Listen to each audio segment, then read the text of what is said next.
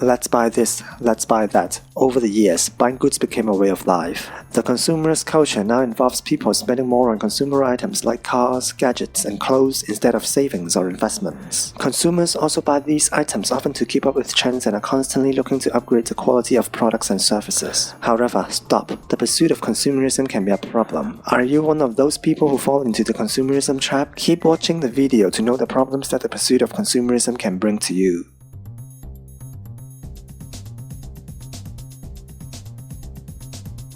First of all, think of the energy you spent in the ownership of a single possession. Planning for it, reading reviews about it, looking for the best deal on it, earning or borrowing the money to buy it, going to the store or searching the internet to purchase it, transporting it home, finding a place to put it, learning how to use it, cleaning it, maintaining it, buying extra parts for it, insuring it, protecting it, trying not to break it, fixing it when you do, and sometimes making payments on it even after you've disposed of it. Now multiply this by the number of items in your home. Oh damn, that's extremely exhausting.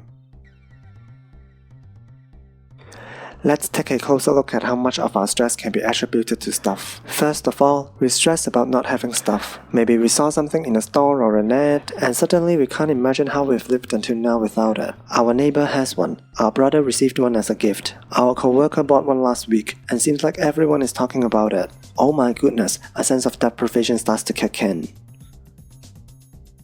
So next we stress about how to acquire the thing. We drive from store to store, or surf from website to website to check out prices, and wish that it would go on sale. Some people know they really can't afford it at the moment, but they want it now. So they scrape up some cash, put in extra hours at work, or charge it to a credit card and hope they can make the payments later. And the glorious day comes that we finally buy it. At long last, it is ours, no more stress, right? Think again. Now that we've spent good money on it, we are gonna have to take good care of it. We've acquired not only a new possession, but also a load of responsibility. We have to make sure we clean it regularly, because dust and dirt may inhibit its function and its lifespan. We have to keep it out of reach of the kids and pets. We have to use extra caution when we use it ourselves so that we don't break or ruin or stain it. Sound crazy, but had your day ruined when you discovered a scratch or dent? How did you feel when you splashed tomato sauce on that expensive silk blouse?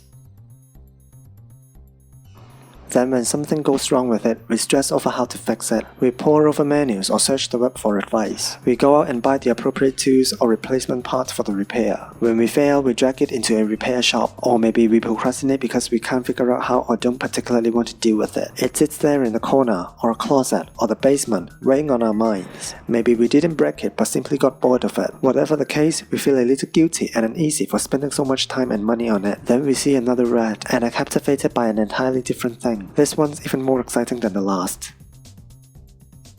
Corporations don't spend $50 billion every year on advertisement because they think they can get you to buy their product. They spend that much money because they know they can get you to buy their product. Online and offline media is an industry built on the assumption that you can be convinced to spend and overspend your money. You are not immune.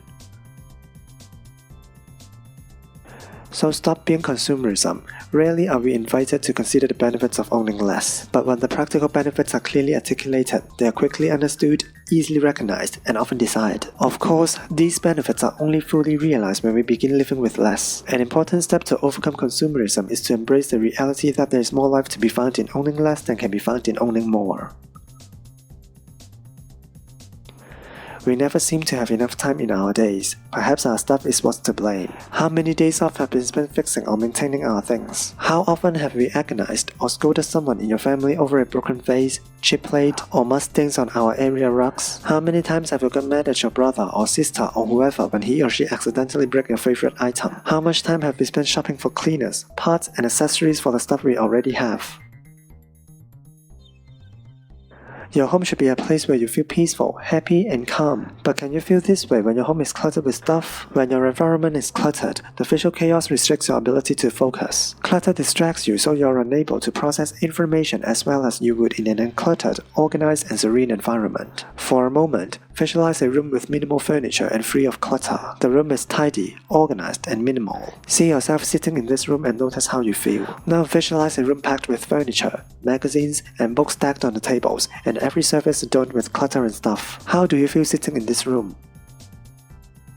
Clutter steals your focus, making you feel overwhelmed, distracted, and agitated. Your brain is so busy trying to process all of the visual stimuli that you can't fully enjoy the moment. Now maybe you feel silly about many of the objects in your home, but you should embrace a new mindset about physical clutter and how it impacts your mental health. Decluttering your home might be a process that takes some time before you feel comfortable saying goodbye to things. But by simply starting the process, you'll be surprised at the positive impact it has on your energy and state of mind. You can declutter your home in less time than you think, and without feeling completely overwhelmed. When you tackle it in small chunks of time every day, set aside just 10 minutes a day to work on your clutter, and within a few weeks, your house will be in order. By practicing the less is more theory, your minds are clearer than most who spend a large percentage of their day on mindless activities such as looking for things, deciding what to wear, and reorganizing the clutter in their lives. So why not set aside just 10 to 20 minutes a day to work on your clutter and feel the mental benefits it can bring to you? Being a minimalist is a state of mind and not a set of rules. It doesn't mean you're sacrificing things or not taking advantage of all that is available in the modern world today. It can mean you have more of what you need, can enjoy everything you have, and are not worried about what you don't have. All of that can help make living life a lot less stressful and can make it more fulfilling. As you get rid of stuff and luxuries in the home, other things are opened up. The money spent buying stuff, maintaining stuff, and making sure you have the best stuff will end up in the pocket instead of in the store. When you have fewer things, you can use your money to pay off debt, and that will eventually free up even more money. The dependency on money in a minimalist lifestyle is much lower. Let's take a breather and reminisce about how carefree and happy when we were young. Life was so much simpler then. No mortgage, no car payments, nothing to insure. Learning, living, and having fun were far more important than the things we owned. Now that's the joy we can recapture as minimalists. We simply need to put our stuff in its place so it doesn't command the lion's share of our attention. For now, let's imagine that we have only half of our current amount of stuff. That's a huge relief in itself. That's 50% less work and worry, 50% less cleaning, maintenance, and repair, 50% less credit card debts. What are you gonna do with all this extra time and money? Do you see the beauty of becoming a minimalist? The financial resources we have earned or been given hold great potential. They can be used to provide for those without. They can be used to bring justice and hope to a world desperately searching for both. And we ought to dream bigger dreams for our money than the clearance rack at a department store. We are bombarded every single day with advertisements from nearly every flat surface we encounter. Rejecting and overcoming consumerism is a daily battle. Expect it to be such, and recommit every morning or every hour if necessary. The sooner we remove ourselves from overconsumption, the sooner we realize our truest potential. That's pretty much it for today. Hope you enjoyed the video. Thank you for your time and have a nice day. See you next time.